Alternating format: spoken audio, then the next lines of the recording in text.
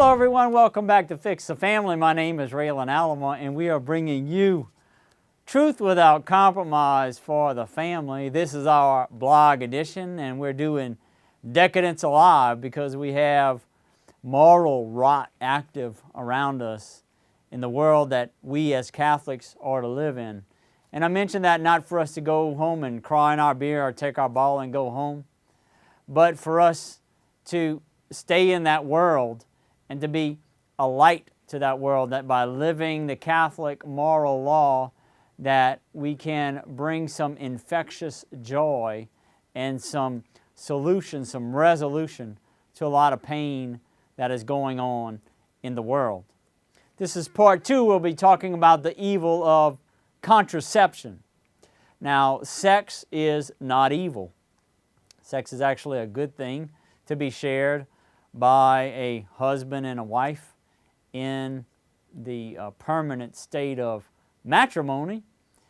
And the intimate act of sexuality is always to be unitive and procreative, meaning loving and open to the possibility of bearing children. This is why God created it and gave it to us. And so whenever we have contraception, it ends up taking one of those elements out of the act, and it ends up being evil and selfish. So even a married couple practicing contraception is, even though they may be loving, by leaving that out of it, then it ends up bringing evil into their marriage. Let's look at couples today, at families today. Families aren't having children. We have a depopulation going on in the Western world and in all of Europe and somewhat to an extent in the United States. Now, if we look at the evils of contraception, we'll see that the church has actually warned us about this and given us a prophecy. And you see, evil mocks truth because we'll even have people that will attack our message and say, well, it's degrading to women to think of them as brood mares, just, just there just to have children. Just to have children. What more beautiful, generous thing can we do? But Pope Paul VI in the 60s warned us about this. In his encyclical Humanae Vitae, he said that man would lose respect for woman and no longer care for her and her physical and psychological equilibrium, and it will come to the point of considering her as a mere instrument of selfish enjoyment, a sex toy. Now, how about this other one, this other prophecy he had in there, where he said the widespread acceptance of contraception would place a dangerous weapon in the hands of public authorities, and would take no heed of moral exigencies. So we have Obamacare now, and how this contraception is being forced into areas where people don't want it. These are the prophecies, and this is the evil of contraception. So we as Catholics, what is our response to be to this? Well, we are to live the Catholic moral law.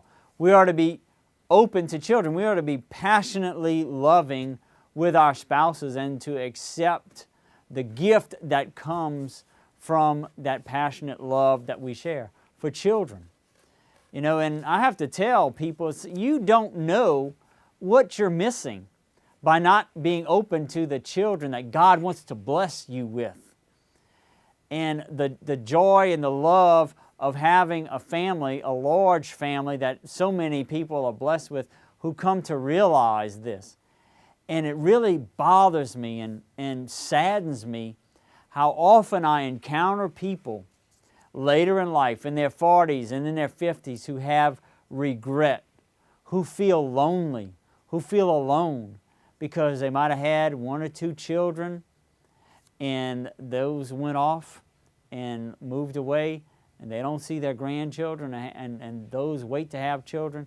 They don't know what they're missing of the beautiful family life they could have had but weren't generous, and out of their own selfishness, out of their own greed, materialism, didn't have the children that they could have had. So as Catholics, we are to be open and trusting in God that He will provide for us. He will provide a way for us to be able to have that family and to provide for them and to give them shelter and clothing and all the things that they need, but most of all that we give them the faith and that we train them up and give them character and virtue and show them how to love, what true loving and sacrifice for others is. This is what the family life is supposed to be and what we as Catholics are supposed to do with the love that a husband and wife share. And this can bring an end to this moral decadence, to this decadence that is around us, this moral rot that is brought on by contraception. This is Decadence Alive, our blog edition here at Fix the Family. Come back and see us. My name is Raylan Alamo, and God bless you.